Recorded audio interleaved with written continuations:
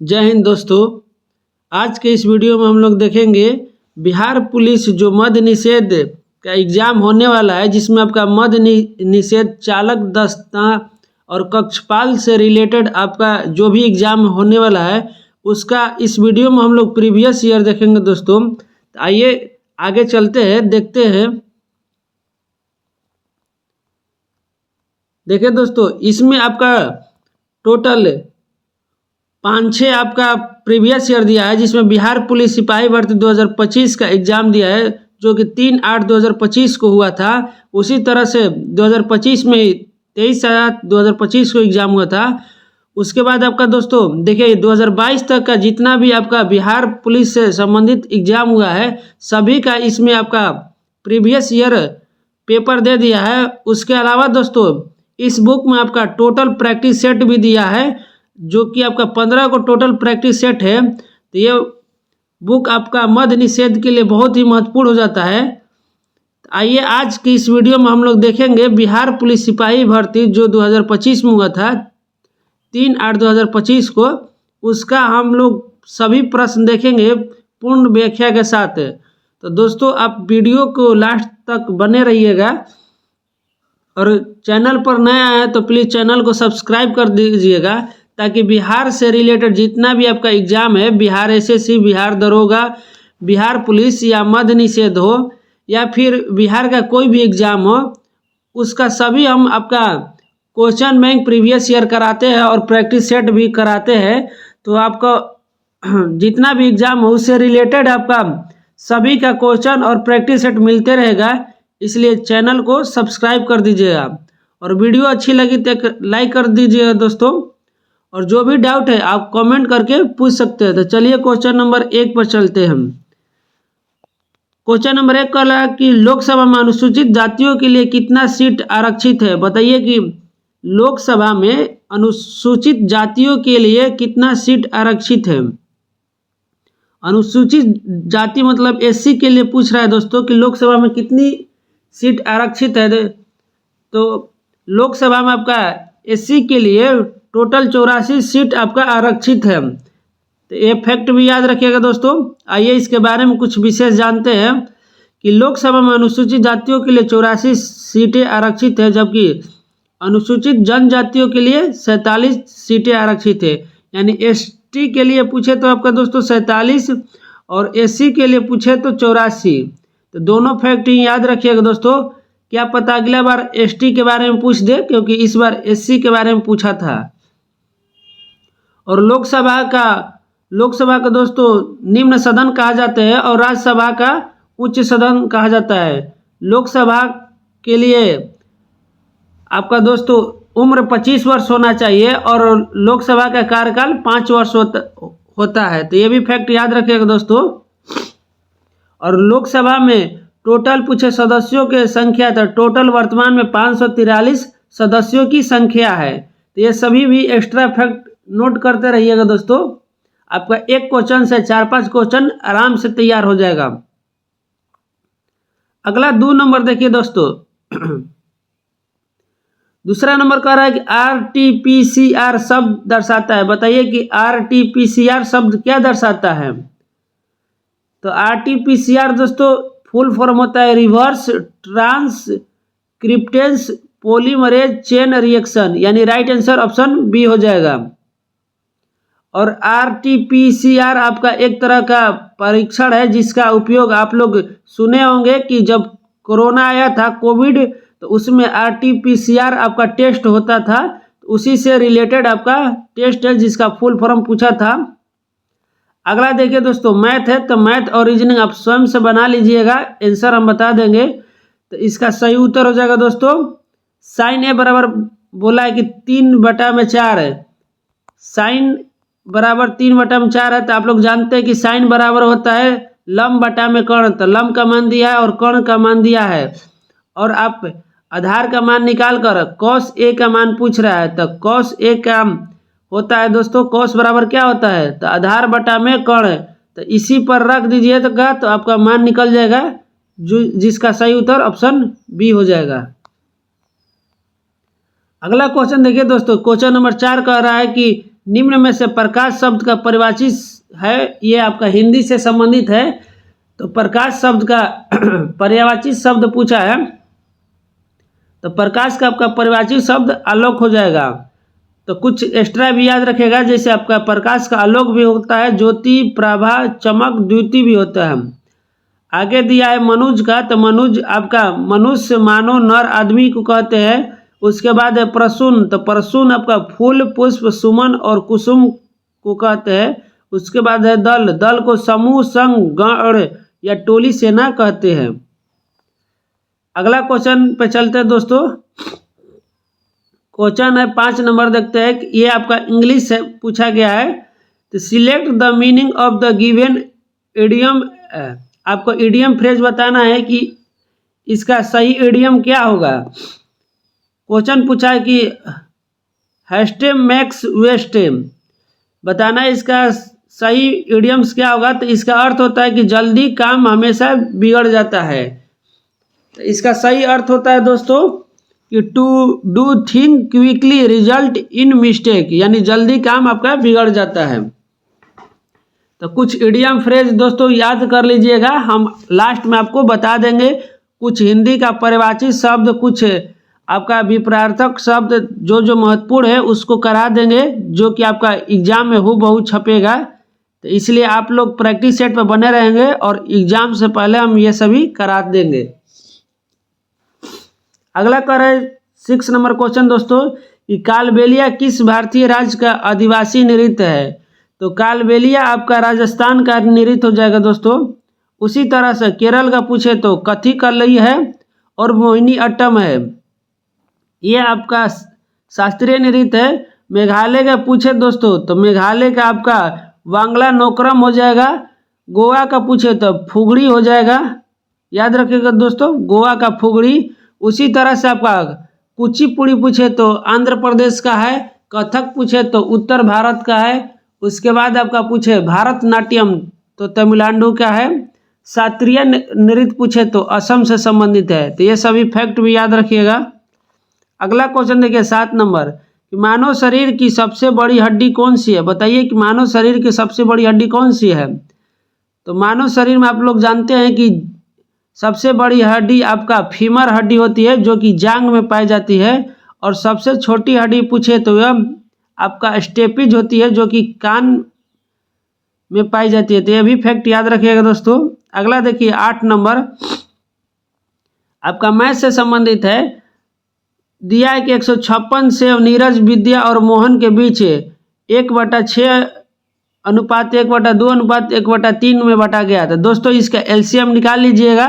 LCM के बाद इसका नॉर्मल रेशियो निकाल कर आपका 546 में भाग दे दीजिएगा, तो इसका सही उत्तर आ जाएगा।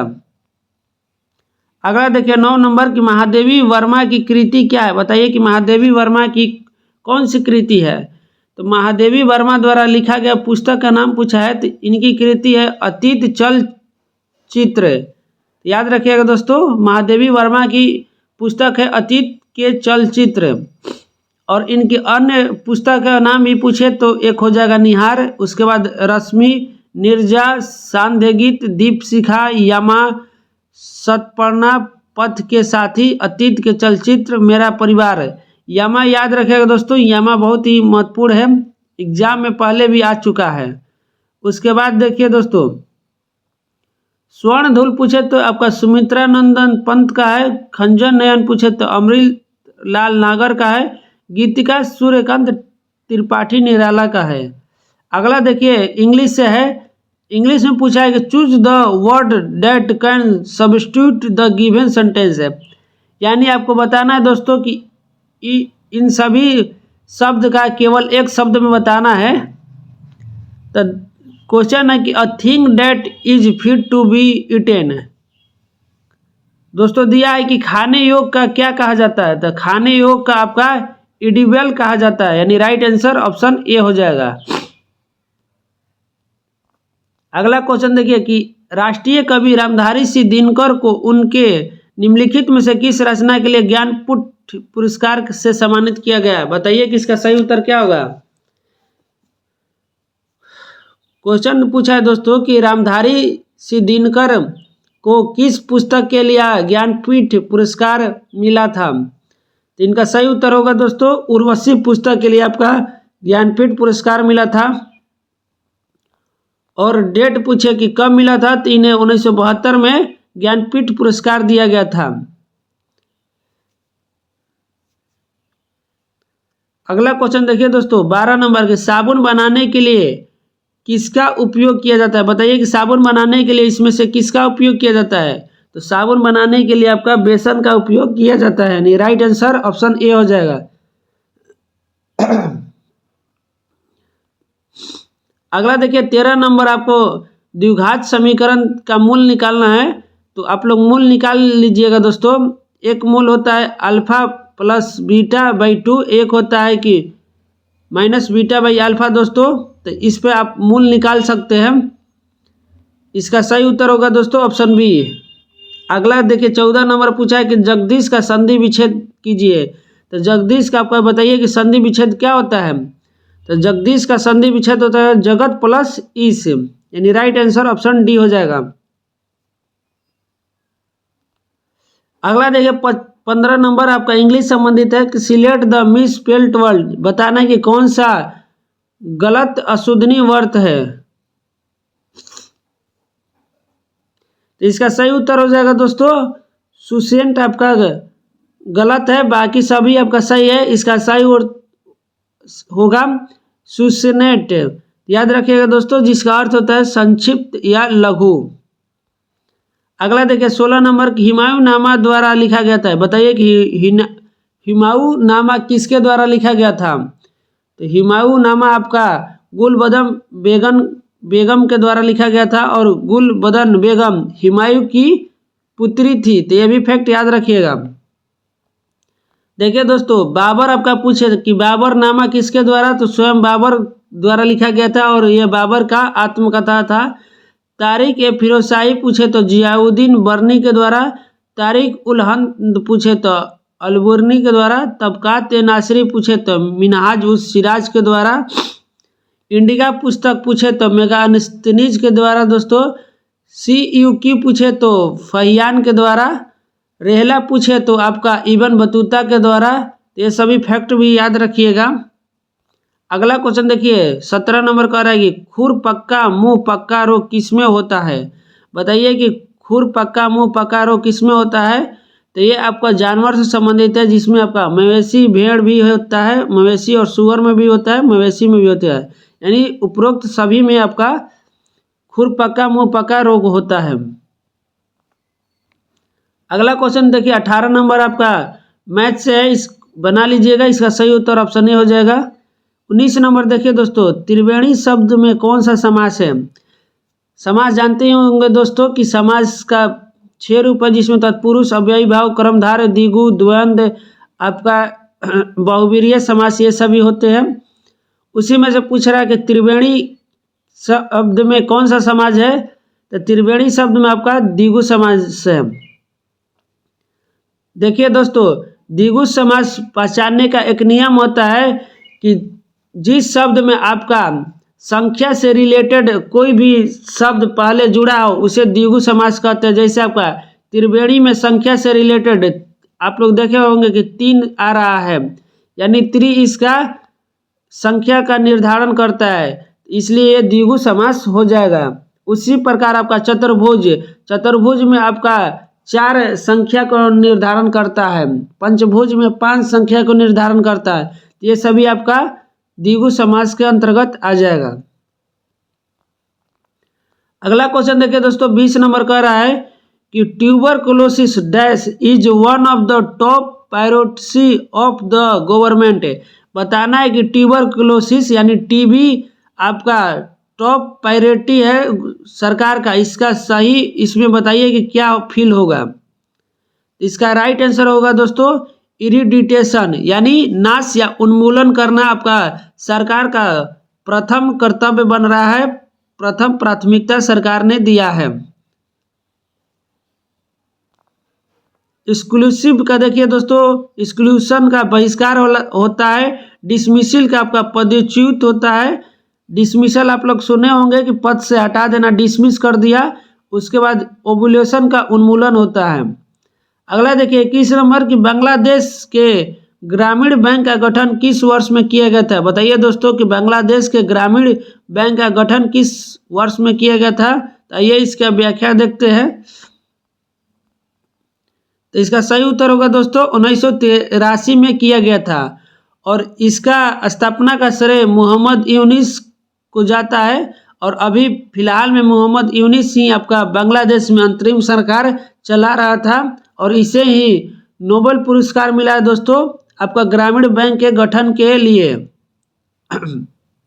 देखिए दोस्तों यहाँ दिया है कि संयुक्त रूप से शांति का नोबेल पुरस्कार मोहम्मद यूनिस को मिला है गरीबी उन्मूलन के क्षेत्र में और समय पूछे तो आपका 2006 ईस्वी वर्ष में मिला था। अगला देखिए 22 नंबर दोस्तों कि धारावाही परिनालिका के अंदर चुंबकीय क्षेत्र की प्रकृति क्या होती है। बताइए कि धारावाही परिनालिका के अंदर चुंबकीय क्षेत्र की प्रकृति क्या होती है। तो इसकी प्रकृति दोस्तों प्रबल एक समान चुंबकीय क्षेत्र होती है। यानी राइट आंसर ऑप्शन ए हो जाएगा।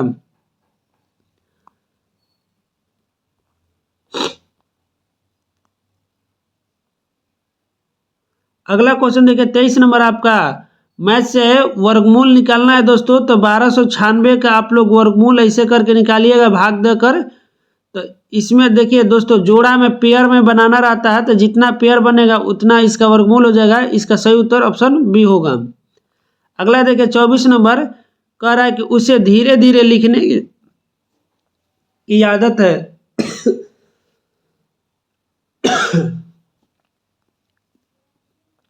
बताना है दोस्तों कि रेखांकित शब्द में क्या है। यहाँ पर रेखांकित शब्द धीरे धीरे शब्द है तो बताना है कि धीरे धीरे क्या है। तो धीरे धीरे आपका क्रिया विशेषण है क्योंकि यह क्रिया का विशेषता बता रहा है क्योंकि लिखना आपका एक प्रकार की क्रिया है और कैसा लिख रहा है तो धीरे धीरे।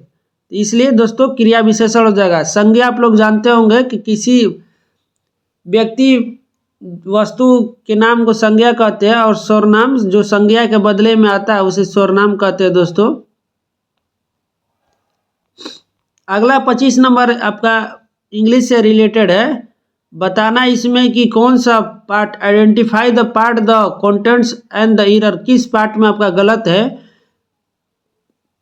क्वेश्चन है कि we are living here since the summer of last year. बताना है कि इसमें से किस पार्ट में गलत है। तो आइए इसका व्याख्या देखते हैं। देखिए दोस्तों इसमें दिया गया कि पहला पार्ट ही गलत है कि आर लिविंग के स्थान पर है बिल लिविंग होगा क्योंकि यहाँ सिंस का प्रयोग हुआ है। तो आप लोग टेंस पढ़ लेंगे दोस्तों। तो टेंस पढ़िएगा तो उसमें आपको ये सभी फैक्ट मिल जाएगा। अगला क्वेश्चन देखिए 26 नंबर की सोन नदी का उद्गम स्थल किसके निकट है। बताइए कि सोन नदी का उद्गम स्थल किसके निकट है। तो इसका सही उत्तर होगा दोस्तों अमरकंटक के निकट है। और अमरकंटक पूछे कि कहाँ स्थित है तो मध्य प्रदेश के मैकाल पर्वतमाला में स्थित है और यहीं से आपका नर्मदा नदी का भी उद्गम स्थल है। अगला क्वेश्चन देखिए 27 नंबर की प्रतिजैविक पेनिसिलिन की प्रारंभिक खोज किसने किया था।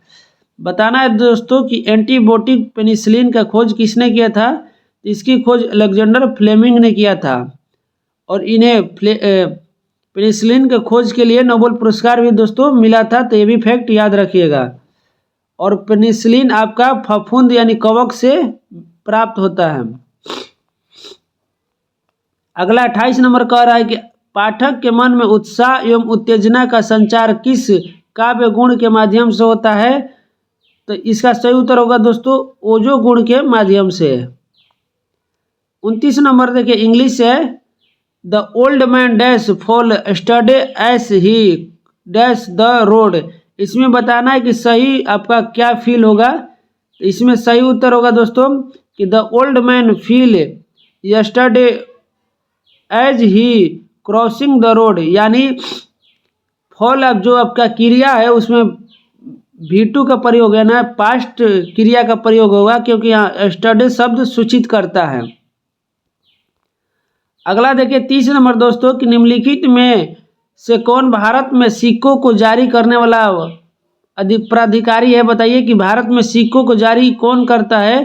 तो भारत में सिक्कों का जारी आपका पूछे तो भारत सरकार करता है और 1 रुपये का नोट भी करता है। दोस्तों ये भी फैक्ट याद रखिएगा कि 1 रुपये के नोट और भारतीय सिक्के आपका वित्त मंत्रालय भारत सरकार करता है और बाकी 1 रुपये से अधिक के नोट भारतीय रिजर्व बैंक करता है।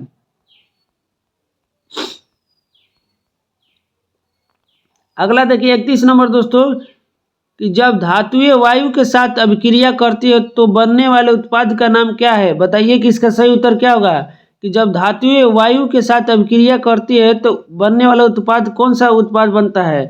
तो देखिए दोस्तों जब धातु वायु से पूछे तो यानी धातु आपका ऑक्सीजन से अभिक्रिया करके आपका धातु ऑक्साइड का निर्माण करते हैं, यानी राइट आंसर ऑप्शन सी हो जाएगा। 32 नंबर कह रहा है कि लकड़ी शब्द का अन्य वचन रूप क्या है।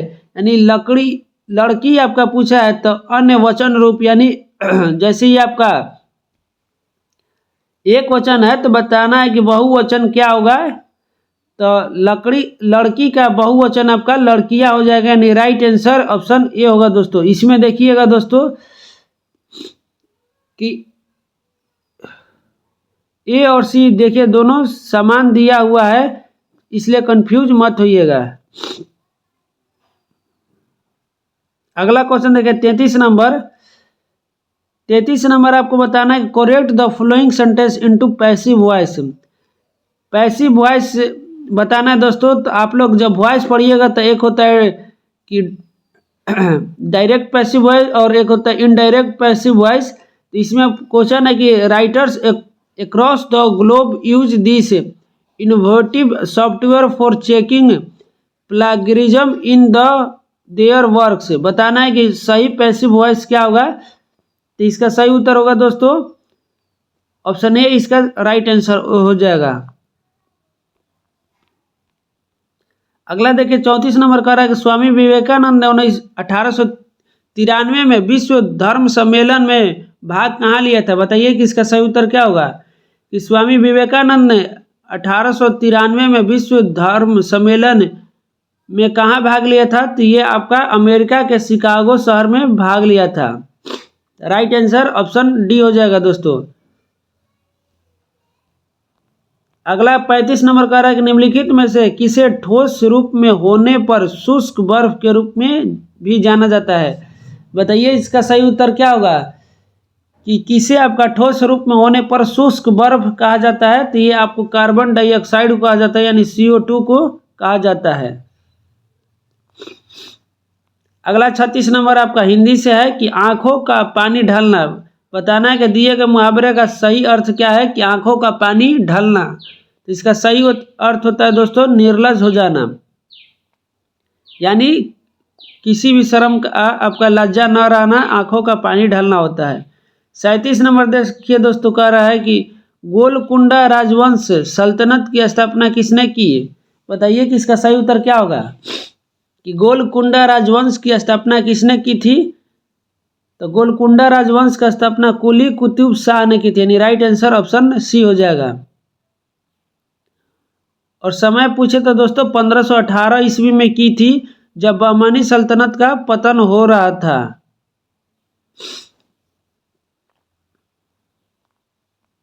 अगला देखिए 38 नंबर की छाया बनने का मुख्य कारण क्या है। बताइए कि छाया बनने का मुख्य कारण क्या है। तो छाया बनने का मुख्य कारण दोस्तों अपारदर्शी वस्तुओं प्रकाश के मार्ग में अवरुद्ध करती है, यानी राइट आंसर ऑप्शन बी हो जाएगी। जैसा कि आप लोग जानते हैं दोस्तों कि प्रकाश सीधी रेखा में गमन करती है।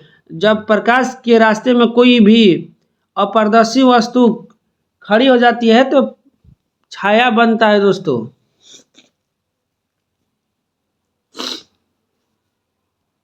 अगला क्वेश्चन देखिए 39 नंबर पूछ रहा है कि निम्नलिखित में से कौन सा अनुच्छेद किसी क्षेत्र में मार्शल लॉ लागू करने पर इस भाग द्वारा प्रदत्त अधिकारियों पर प्रतिबंध का उल्लेख करता है। बताइए इसका सही उत्तर क्या होगा कि कौन सा अनुच्छेद आपका मार्शल लॉ लागू होने पर इस भाग द्वारा प्रदत्त अधिकारियों पर प्रतिबंध करता है। तो इसका सही उत्तर होगा अनुच्छेद 34 के तहत। तो याद रखिएगा दोस्तों अनुच्छेद 34। आइए अनुच्छेद के बारे में जानते हैं। तो अनुच्छेद 32 के बारे में दोस्तों इसमें चर्चा है संवैधानिक उपचारों का अधिकार। और अनुच्छेद 32 को डॉक्टर भीमराव अंबेडकर ने भारत का आत्मा कहा था, भारतीय संविधान का आत्मा कहा था। और अनुच्छेद 32 के तहत ही सुप्रीम कोर्ट 5 प्रकार का रीट जारी करता है। अगला देखिए अनुच्छेद 33 में चर्चा है कि संसद को सशस्त्र बलों, पुलिस बलों और अन्य खुफिया व्यवस्थाएं बनाए रखने वाले बलों के सदस्यों के मौलिक अधिकारों को सीमित करने या प्रतिबंधित करने का अधिकार देता है। ये आपका अनुच्छेद 33 में चर्चा है। उसके बाद देखिए दोस्तों अनुच्छेद 34 में चर्चा है कि किसी क्षेत्र में मार्शल लॉ लागू होने पर इस भाग द्वारा प्रदत्त अधिकारियों पर निर्बंध हो जाता है। अनुच्छेद 35 में दिया है कि संसद के कुछ मौलिक अधिकारों को लागू करने के लिए कानून बनाने का अधिकार देता है। अगला क्वेश्चन देखिए दोस्तों 40 नंबर देखते हैं। 40 नंबर कह रहा है कि हमारे शरीर में गति के लिए कौन सा ऊतक उत्तरदायी है। बताइए कि गति के लिए कौन सा उत्तरदायी होगा। तो जैसा कि आप लोग जानते ही होंगे कि हमारे शरीर में पेशीय ऊतक होता है जो गति करता है। तो इसका सही उत्तर ऑप्शन सी हो जाएगा आपका पेशीय ऊतक। अगला क्वेश्चन देखिए दोस्तों 41 नंबर कह रहा है कि फरवरी 2025 में प्रकाशित पुस्तक the new icon Savarkar and the facts के लेखक कौन है। तो ये आप उस टाइम का करंट था दोस्तों। इसका सही उत्तर बता देते हैं। आइए देखते हैं। इसका सही उत्तर हो जाएगा दोस्तों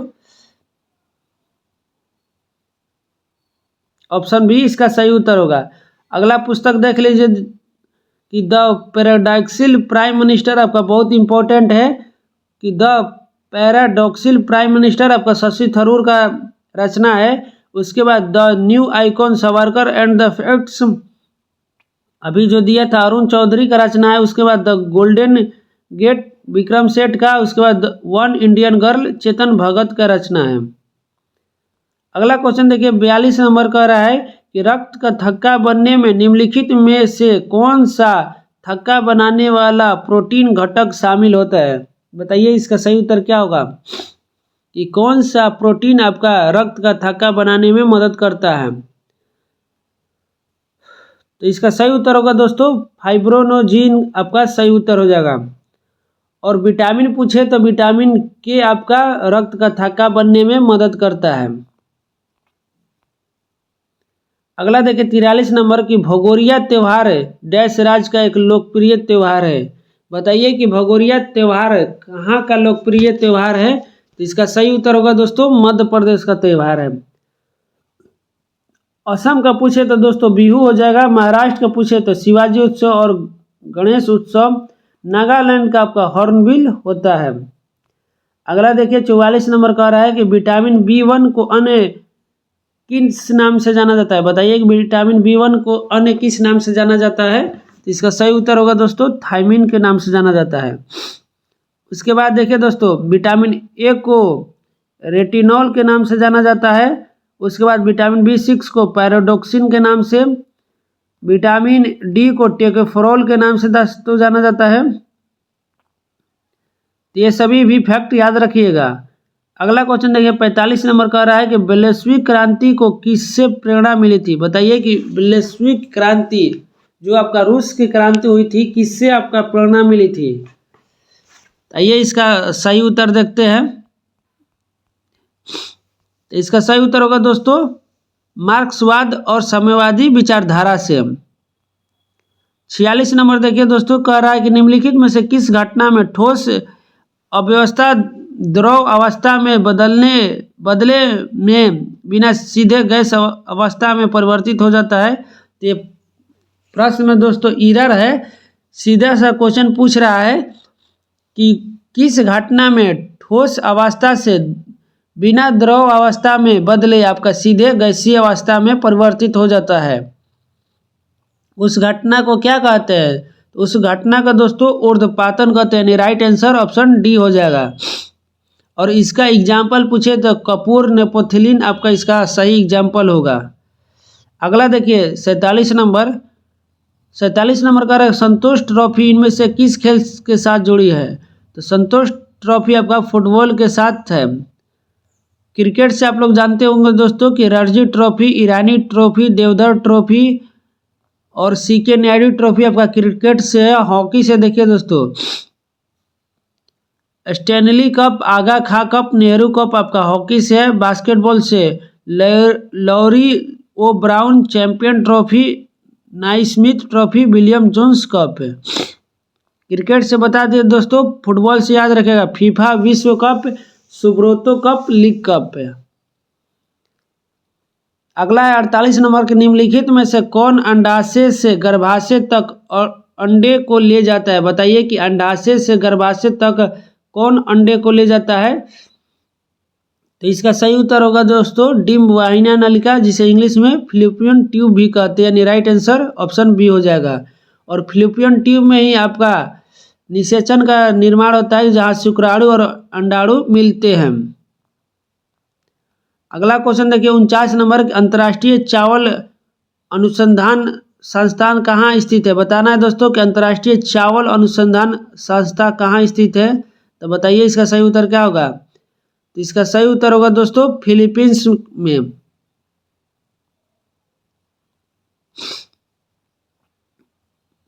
अगला कह रहा है 50 नंबर दोस्तों कि मलेरिया परजीवी का रोगवाहक का कौन सा है? बताइए कि मलेरिया परजीवी का रोगवाहक कौन है, यानी मलेरिया किस वाहक के कारण होता है? तो इसका सही उत्तर होगा दोस्तों मादा एनोफिलीज मच्छर है आपका मलेरिया का। तो याद रखिएगा दोस्तों मादा एनोफिलीज, नर एनोफिलीज नहीं मच्छर होता है, बल्कि मादा एनोफिलीज मच्छर होता है। और यह बीमारी प्लाज्मोडियम परजीवी के कारण होता है। तो ये भी फैक्ट याद रखिएगा। अगला क्वेश्चन देखिए 51 नंबर का रहा है कि बेलगाम में आयोजित 1924 के कांग्रेस अधिवेशन के अध्यक्ष कौन थे? बताइए कि बेलगाम में आयोजित 1924 के कांग्रेस अधिवेशन के अध्यक्ष कौन थे? तो इसका सही उत्तर होगा दोस्तों कि महात्मा गांधी थे, जिसे मोहनदास करमचंद गांधी भी कहते हैं। यानी राइट आंसर ऑप्शन ए हो जाएगा। और महात्मा गांधी द्वारा एकमात्र कांग्रेस का अधिवेशन 1924 के बेलगाम अधिवेशन किया गया था। ये भी फैक्ट याद रखिएगा। और कांग्रेस का आपका गठन पूछे तो 1885 में ह्यूम के द्वारा किया गया था, और इसका प्रथम अध्यक्ष बिमल चंद्र बनर्जी थे। अगला देखिए क्वेश्चन दोस्तों 52 नंबर, निम्नलिखित में से कौन सी अभिक्रिया ऊष्माक्षेपी अभिक्रिया नहीं है? बताइए कि कौन सी अभिक्रिया आपका ऊष्माक्षेपी अभिक्रिया नहीं है। इसमें से आपका प्राकृतिक गैस का दहन ऊष्माक्षेपी अभिक्रिया नहीं है, बल्कि ये बल्कि इसका सही उत्तर होगा प्रकाश संश्लेषण। प्रकाश संश्लेषण ऊष्माक्षेपी नहीं बल्कि ऊष्माशोषी है, जो सूर्य के प्रकाश को अवशोषित करता है। बाकी सभी से आपका ऊष्मा का उत्सर्जन ही होता है। देखिए दोस्तों एक होता है ऊष्माक्षेपी जिसमें ऊष्मा का उत्सर्जन होता है, यानी ऊष्मा निकलता है, और एक होता है ऊष्माक्षेपी जिसमें ऊष्मा का ग्रहण होता है। 53 नंबर देखिए दोस्तों, सितंबर 2024 में केंद्रीय मंत्रिमंडल ने चंद्रयान 4 और डैश को मंजूरी दी। यह आपका करेंट था। इसका सही उत्तर होगा वीनस ऑर्बिटर मिशन को मंजूरी दी थी। अगला क्वेश्चन चलते हैं। क्वेश्चन नंबर 54 कह रहा है कि मानव शरीर का कौन सा अंग रक्त को पंप करता है? बताइए कि मानव शरीर का कौन सा अंग रक्त को पंप करेगा, यानी कौन सा अंग रक्त को पंप करता है? तो आप सभी जानते हैं कि हृदय रक्त को पंप करता है। यानी राइट आंसर ऑप्शन बी हो जाएगा। और हृदय में पूछे कि कितने चैम्बर पाए जाते हैं, तो मनुष्य में 4 चैम्बर पाए जाते हैं। मछली में आपका पूछे तो 2 चैम्बर पाए जाते हैं। और 4 चैम्बर में आपका दायां अलिंद, दायां निलय, बायां अलिंद, बायां निलय। अगला क्वेश्चन देखिए दोस्तों 55 नंबर की भारतीय उपग्रह श्रृंखला इंसेक्ट का उदाहरण है। बताइए कि भारतीय उपग्रह श्रृंखला इंसेक्ट का कौन सा उदाहरण है? तो इसका सही उत्तर होगा मौसम विज्ञान संबंधित आपका उपग्रह इंसेक्ट कहलाता है।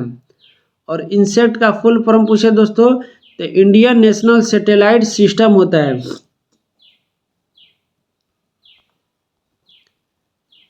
अगला देखिए 56 नंबर कह रहा है कि निम्नलिखित में कौन सी सामग्री पारदर्शी है, बताना है कि कौन सा सामग्री आपका पारदर्शी है।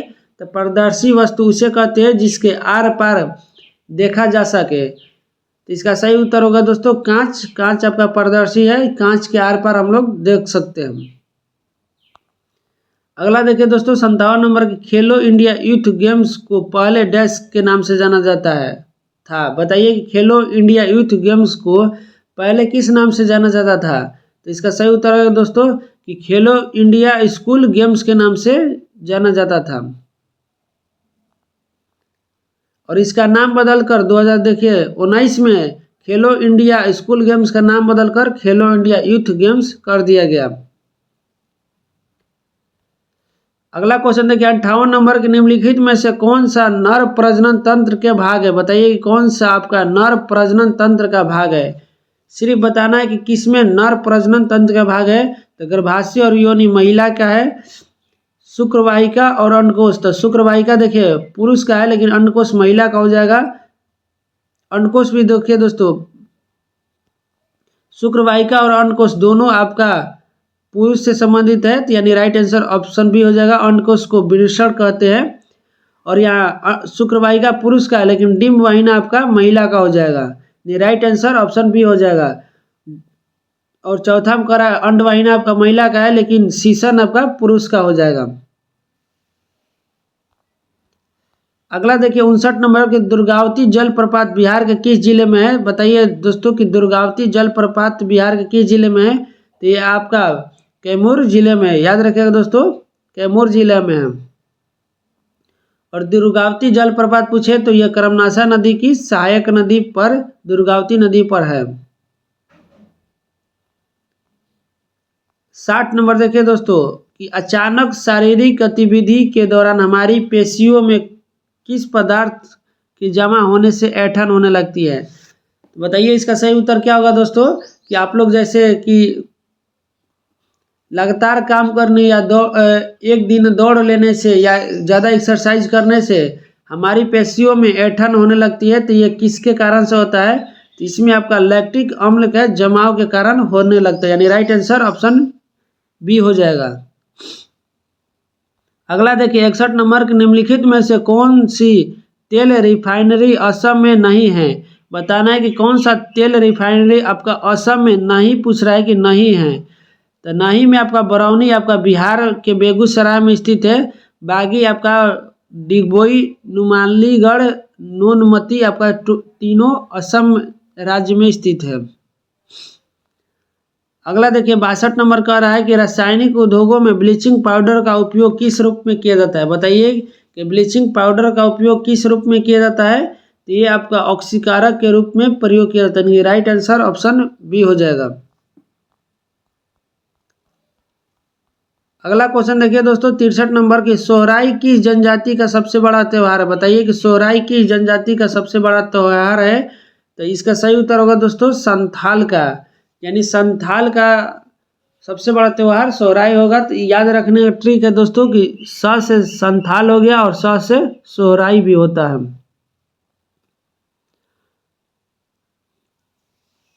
और संथाल पूछे तो मुख्य रूप से झारखंड, बिहार, छत्तीसगढ़ और पश्चिम बंगाल राज्य में पाए जाते हैं। और सोहराई आपका फसल कटाई के बाद मनाया जाने वाला त्यौहार है, ये भी फैक्ट याद रखिएगा। अगला 64 नंबर देखिए 64 कह रहा है कि क्या होता है जब वसा और तेल युक्त खाद्य पदार्थों को अधिक समय तक बाहर रखा जाता है, बताइए इसका सही उत्तर क्या होगा कि जब वसा और तेल युक्त खाद्य पदार्थ को अधिक समय तक बाहर रखने पर क्या प्रभाव पड़ेगा। तो इसमें दोस्तों देखिए ऑक्सीजन के साथ अपक्रिया करके आपका तेल ऑक्सीकृत हो जाता है, तो यानी राइट आंसर ऑप्शन ए हो जाएगा कि भोजन में विद्यमान वसा और तेल ऑक्सीकृत हो जाता है। इसीलिए आपका दोस्तों पैकेट में ऑक्सीजन निकालकर आपका नाइट्रोजन गैस भरा जाता है ताकि भोजन आपका खराब ना हो, यानी पैकेट युक्त पदार्थ जल्दी खराब ना हो। अगला देखिए 65 नंबर कि मिथिला लोक चित्रकला को किस नाम से जाना जाता है, बताइए कि मिथिला लोक चित्रकला को किस नाम से जाना जाता है। तो आप लोग ने नाम सुना होगा मधुबनी पेंटिंग का, तो इसका सही उत्तर होगा ऑप्शन सी, मधुबनी पेंटिंग के नाम से जाना जाता है। अगला देखिए 66 नंबर के निम्नलिखित में से कौन सा प्लाज्मा में मौजूद नहीं है। बताइए कि इसमें से कौन सा प्लाज्मा में आपका मौजूद नहीं रहता है। तो प्लाज्मा में रबड़ भी होता है, प्रोटीन भी और हार्मोन भी, लेकिन अपाचित भोजन नहीं होता है, यानी राइट आंसर ऑप्शन सी हो जाएगा। अगला क्वेश्चन पर चलते हैं दोस्तों 67 नंबर के 200 रुपये के बैंक नोट पर किसका रूपांतरण छपा है। यानी आपका नोट के बारे में पूछा है कि नोट के पीछे जो चित्र होता है वो 200 रुपये के नोट पर किसका चित्र है। तो इसका सही उत्तर होगा दोस्तों सांची का स्तूप का चित्र है। उसी प्रकार याद रखिएगा दोस्तों कि 50 रुपये के नोट पर लाल किला का चित्र है। उसके बाद 10 रुपये के नोट पर कुड़ा का सूर्य मंदिर का चित्र है। 100 रुपये के नोट पर रानी का वाव का चित्र है और 20 रुपये के नोट पर एलोरा की गुफा का चित्र है। अगला देखिए 68 नंबर है कि सीएनजी का पूरा रूप क्या है। बताइए कि सीएनजी का पूरा रूप क्या है, यानी सीएनजी का फुल फॉर्म पूछा है दोस्तों। तो इसका होता है कि कंप्रेस्ड नेचुरल गैस। याद रखिएगा दोस्तों कंप्रेस्ड नेचुरल गैस। और एलपीजी का पूछे तो लिक्विफाइड पेट्रोलियम गैस है। अगला क्वेश्चन देखिए कि 69 नंबर की हॉकी मास्टर्स कप 2025 में महिला और पुरुष वर्ग का खिताब किसने जीता। बताइए कि हॉकी मास्टर कप 2025 में पुरुष और महिला वर्ग का खिताब किसने जीता था। इसका सही उत्तर होगा ओडिशा और तमिलनाडु ने। 70 नंबर देखिए दोस्तों सूची 1 को सूची 2 से मिलान करना है। एक तरफ है पोषक तत्व और एक तरफ से कमी से होने वाले रोग, यानी किस पोषक तत्व से कौन सा रोग होता है मिलान करना है। तो आपका विटामिन ए की कमी से रतौंधी होता है, विटामिन डी की कमी से रिकेटस होता है, विटामिन सी की कमी से स्कर्वी होता है, आयोडीन की कमी से ग्वाइटर यानी घेंगा रोग होता है और आयरन कमी से एनीमिया रोग होता है। तो इसका सही उत्तर आइए आपका ऑप्शन देख लेते हैं। इसका सही उत्तर होगा दोस्तों ऑप्शन ए। अगला क्वेश्चन देखिए 71 नंबर कह रहा है कि जवाहर रोजगार योजना किस पंचवर्षीय योजना में शुरू किया गया था। बताइए कि जवाहर रोजगार योजना किस पंचवर्षीय योजना में शुरू की गई थी। तो ये आपका 7वीं पंचवर्षीय योजना में शुरू की गई थी और उस समय आपका प्रधानमंत्री राजीव गांधी जी थे और 7वीं पंचवर्षीय योजना का कार्यकाल 1989 में आपका जवाहर रोजगार योजना की शुरुआत की गई थी। और प्रथम पंचवर्षीय योजना पूछे तो दोस्तों 1951 में शुरुआत की गई थी और उस समय के तत्कालीन प्रधानमंत्री जवाहरलाल नेहरू थे। और पंचवर्षीय योजना आपका रूस के संविधान से लिया गया है। अब वर्तमान में दोस्तों पंचवर्षीय योजना का नाम बदलकर नीति आयोग कर दिया गया है। तो ये भी फैक्ट याद रखिएगा। अगला है 72 नंबर कि ध्यान पूर्वक भोजन करते समय कौन सा हार्मोन मस्तिष्क को तृप्त का संकेत देता है। बताइए कि ध्यान पूर्वक भोजन करते समय कौन सा हार्मोन मस्तिष्क को तृप्ति का संकेत देता है। तो इसका सही उत्तर होगा दोस्तों लेपेटिन नामक हार्मोन। अगला देखिए 73 नंबर के मौर्य साम्राज्य का अंतिम शासक कौन था। बताइए कि मौर्य साम्राज्य का अंतिम शासक कौन था। तो इसका सही उत्तर होगा दोस्तों बृहदत्त था। और मौर्य साम्राज्य का संस्थापक पूछे तो आपका चंद्रगुप्त मौर्य थे, जो कि 322 ईसा पूर्व में मौर्य वंश का स्थापना किए थे। और मौर्य वंश आपका नंद वंश के अंतिम शासक घानानंद को पराजित करके इन्होंने स्थापित किया था। अगला देखिए 74 नंबर के निम्नलिखित में से कौन सी छड़ के आकार की संरचना केवल तभी केंद्रक में पाई जाती है जब कोशिका विभाजित होने वाली होती है। बताइए इसका सही उत्तर क्या होगा कि कौन सा छड़ के आकार का संरचना है जो तभी केंद्रक में पाई जाती है जब कोशिका का विभाजन होने वाला होता है। आइए इसका ऑप्शन देखते हैं। तो इसका सही उत्तर होगा दोस्तों गुणसूत्र यानी क्रोमोसोम इसका सही उत्तर हो जाएगा। और डीएनए खोज आपका पूछे तो दोस्तों क्रोमोसोम से डीएनए बनता है और डीएनए खोज आपका वाटसन एंड क्रिक ने किया था और जीन का खोज आपका जोहानसन ने किया था, तो ये भी फैक्ट याद रखिएगा। और गुणसूत्र का संघनित रूप को क्रोमेटिन कहते हैं, तो ये भी फैक्ट याद रखिएगा दोस्तों। अगला देखिए 75 नंबर क्वेश्चन पर चलते हैं। 75 नंबर कह रहा है कि बिहार के किस जिले को सिल्क सिटी के नाम से जाना जाता है, यानी रेशम सिटी, सिल्क सिटी किसे कहते हैं, तो इसे भागलपुर सिटी को कहते हैं। और यहाँ मुख्य रूप से टसर रेशम और भागलपुरी साड़ियाँ बनती है। अगला है 76 नंबर दोस्तों कि निम्नलिखित में कौन सा प्रोटीन का स्रोत नहीं है, बताइए कि कौन सा इसमें से प्रोटीन नहीं पाया जाता है। तो मक्खन में आपका प्रोटीन नहीं पाया जाता है, बल्कि इसमें विटामिन का स्रोत है। दालें में सबसे ज़्यादा प्रोटीन पाई जाती है, और ऐसे पूछे तो आपका सोयाबीन में सबसे अधिक प्रोटीन पाई जाती है। अगला देखिए 77 नंबर के IPL 2025 सीजन में सर्वाधिक रन बनाकर ऑरेंज कप किसने जीती थी, बताइए इसका सही उत्तर क्या होगा दोस्तों। ये उस टाइम का करेंट था कि 2025 में IPL में सर्वाधिक रन किसने बनाया था, तो इसका सही उत्तर होगा साई सुदर्शन है। और ये किस टीम के खिलाड़ी थे, तो आपका गुजरात टाइटंस के खिलाड़ी थे। और IPL 2025 का खिताब किसने जीता था, तो ये आपका RCB ने जीता था। याद रखिएगा दोस्तों, 18 साल बाद आपका रॉयल चैलेंजर्स बेंगलुरु RCB ने जीता था, और RCB के उस समय कप्तान रजत पाटीदार थे। अगला 78 नंबर कि एधा किसका उदाहरण, बताइए कि एधा किसका उदाहरण है, तो एधा आपका पार्श्वी विभोजोतक का उदाहरण है, यानी राइट आंसर ऑप्शन ए हो जाएगा। अगला क्वेश्चन देखिए दोस्तों, क्वेश्चन नंबर 79 देखते हैं।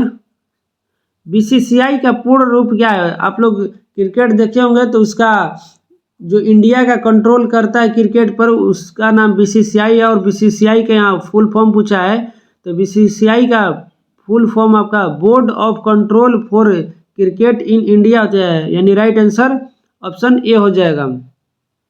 और वर्तमान में पूछे कि भारतीय कोच कौन है, तो आपका गौतम गंभीर है।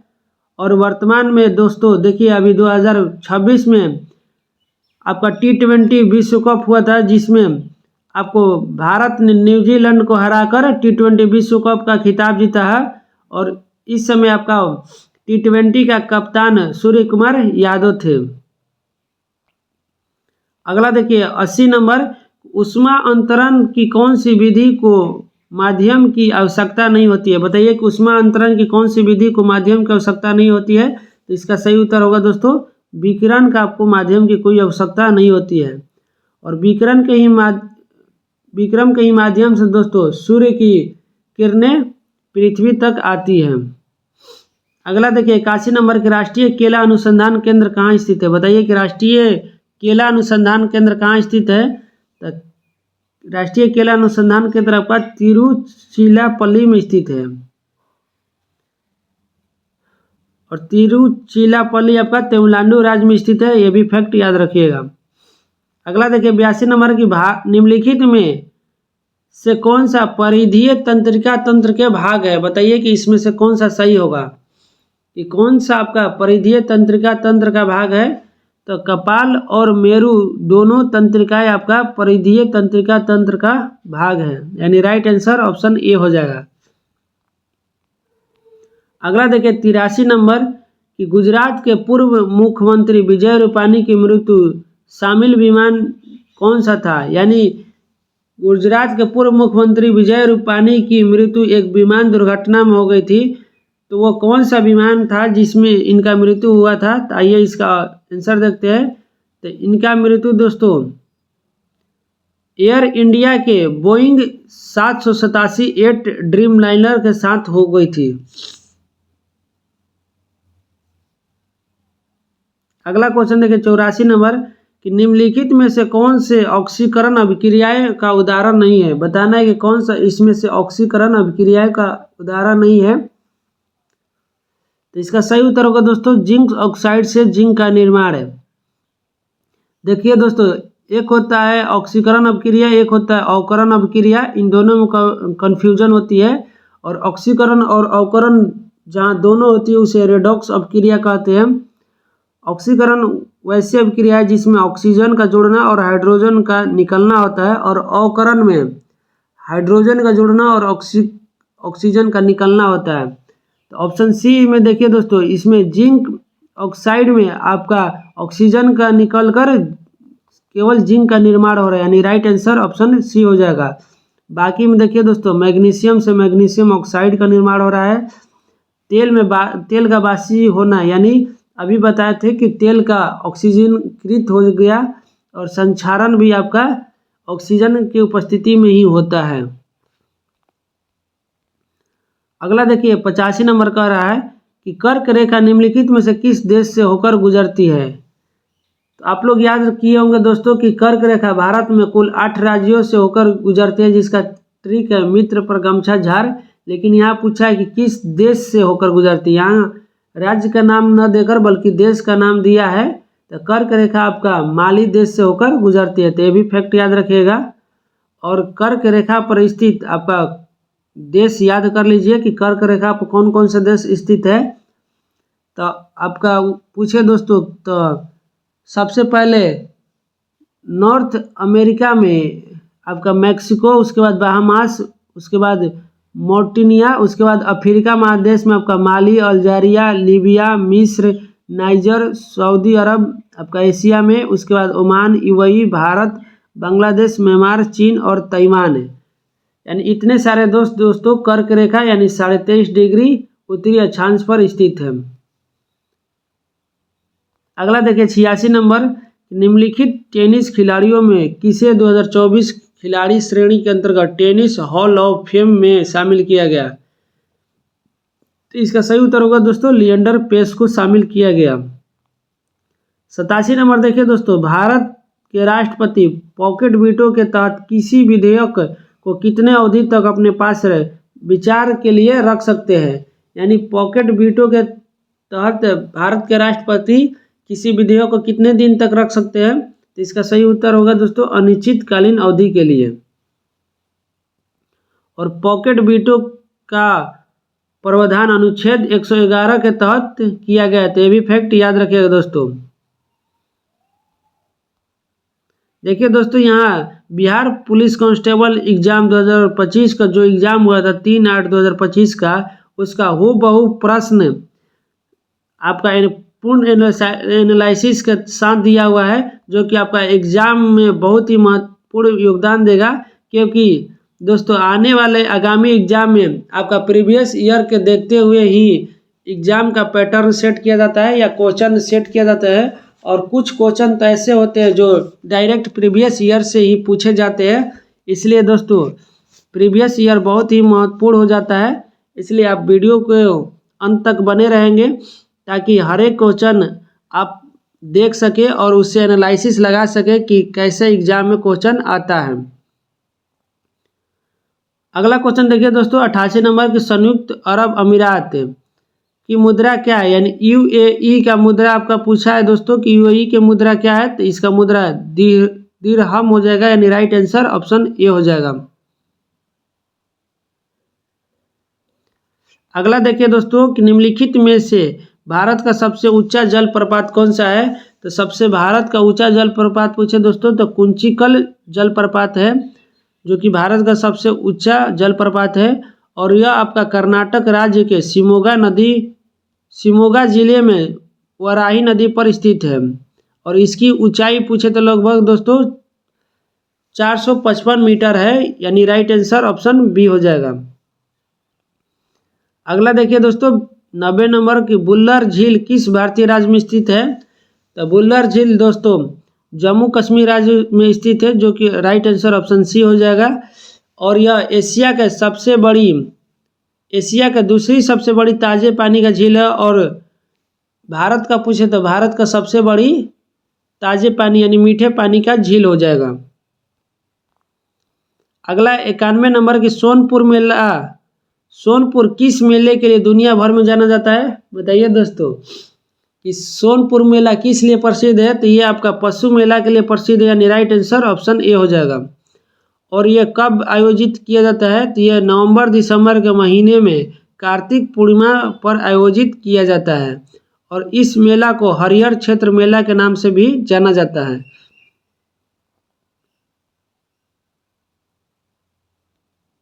अगला देखिए 92 नंबर की भारतीय आज़ादी के समय इंग्लैंड के प्रधानमंत्री कौन थे? बताइए कि जब भारत आज़ाद हुआ था उस समय भारत के इंग्लैंड के प्रधानमंत्री कौन थे? तो इसका सही उत्तर होगा दोस्तों क्लीमेंट एटली थे। और भारत की आज़ादी कब मिला था?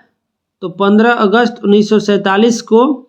और उस समय भारत के गवर्नर पूछे तो आपका गवर्नर जनरल माउंटबेटन थे।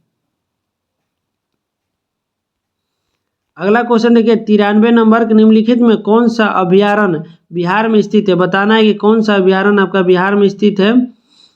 तो आपका गौतम बुद्ध अभयारण्य भी बिहार में है, भीम बांध अभयारण्य भी बिहार में है, पंत अभयारण्य भी बिहार में है, पलमार डॉल्फिन रिजर्व ये भी आपका बिहार में, यानी टोटल आपका बिहार में स्थित है। यानी राइट आंसर ऑप्शन डी हो जाएगा कि सभी कथन सही है। आइए दोस्तों देखते हैं कि गौतम बुद्ध अभयारण्य आपका गया में स्थित है, भीम बाग आपका मुंगेर में, और पंत अभयारण्य राजगीर नालंदा में, और डॉल्फिन तो आपका गंगा किनारे स्थित है दोस्तों, गंगा नदी में। अगला देखिए 94 नंबर कि HDFC सिक्योरिटीज की एक रिपोर्ट के अनुसार माइक्रो फाइनेंस उद्योग के विकास में कौन सा राज्य अग्रणी बनकर उभर रहे हैं? बताइए इसका सही उत्तर क्या होगा। माइक्रो फाइनेंस उद्योग में के विकास में कौन से राज्य अग्रणी बनकर उभर रहे हैं? तो इसका सही उत्तर होगा बिहार, उत्तर प्रदेश और कर्नाटक, यानी राइट आंसर ऑप्शन बी हो जाएगा। अगला है 95 नंबर के भारत में गरीबी की अनुमान किस आधार पर लगाया जाता है? बताइए कि भारत में गरीबी का अनुमान किस आधार पर लगाया जाता है? तो इसका अनुमान दोस्तों घरेलू उपभोग व्यय के अनुमान पर, यानी राइट आंसर ऑप्शन बी हो जाएगा। राइट आंसर ऑप्शन ए हो जाएगा दोस्तों। अगला देखिए 96 नंबर की खेलो इंडिया पैरा गेम्स 2025 में कौन सा राज्य पदक तालिका में शीर्ष पर रहा? तो ये करेंट था, तो इसका सही उत्तर होगा दोस्तों, आइए देखते हैं। इसका सही उत्तर हो जाएगा दोस्तों हरियाणा राज्य। अगला देखिए 97 नंबर महात्मा गांधी स्मारक परियोजना के हिस्से के रूप में पटना में बापू टावर का उद्घाटन किया गया। उद्घाटन का सही स्थान और तारीख क्या है? बताइए कि इसका सही उत्तर क्या होगा। इसका सही उत्तर दोस्तों बापू टावर पटना हो जाएगा, जो कि 2 अक्टूबर 2024 को नीतीश कुमार जी द्वारा उद्घाटन किया गया। अगला है 98 नंबर कि प्रथम लोकसभा का अध्यक्ष कौन थे? बताइए कि प्रथम लोकसभा का अध्यक्ष कौन थे? तो ये थे आपका जीवी मालवंकर, यानी गणेश वासुदेव मावलंकर जी थे। और वर्तमान में लोकसभा का अध्यक्ष पूछे तो आपका ओम बिरला है। और प्रथम लोकसभा का उपाध्यक्ष पूछे तो आयंगर साहब थे। अगला 99 नंबर देखिए दोस्तों कि भारतीय संविधान की कौन सी अनुसूची राज्यपालों के वेतन से संबंधित है? तो अनुसूची देखिए दोस्तों वर्तमान में कुल 12 अनुसूची है, जिसमें आपका दूसरी अनुसूची वेतन से संबंधित है, जिसमें आपका राज्यपाल के वेतन का भी चर्चा है, यानी राइट आंसर ऑप्शन बी हो जाएगा। पहली अनुसूची में आपका संघ एवं राज्य क्षेत्र है, दूसरी में आपका वेतन है, तीसरा में शपथ एवं प्रतिज्ञान की चर्चा है, और चौथा में राज्यसभा के आवंटन की चर्चा है। तो ये सभी फैक्ट भी याद रखिएगा दोस्तों। और आज का लास्ट क्वेश्चन देखिए 100 नंबर कि नूर सुल्तान निम्नलिखित में से किस देश की राजधानी है? बताइए दोस्तों नूर सुल्तान किस देश की राजधानी है? तो ये आपका कजाकिस्तान की राजधानी है, यानी राइट आंसर ऑप्शन सी हो जाएगा। देखिए दोस्तों ताशकंद पूछे तो ताशकंद आपका उज्बेकिस्तान की राजधानी है। अशगाबाद आपका तुर्कमेनिस्तान की राजधानी है, कजाकिस्तान नूर सुल्तान हो गया। और बिश्केक आपका किर्गिस्तान की राजधानी है। तो इस तरह से दोस्तों 3/8/2025 को जो एग्ज़ाम हुआ था हम उसका पूर्ण 100 क्वेश्चन का एनालिसिस करा दिए हैं। तो वीडियो आप लोग को कैसी लगी आप लोग ज़रूर कमेंट करके बताएं, और वीडियो अच्छी लगी तो एक लाइक ज़रूर कर दे दोस्तों।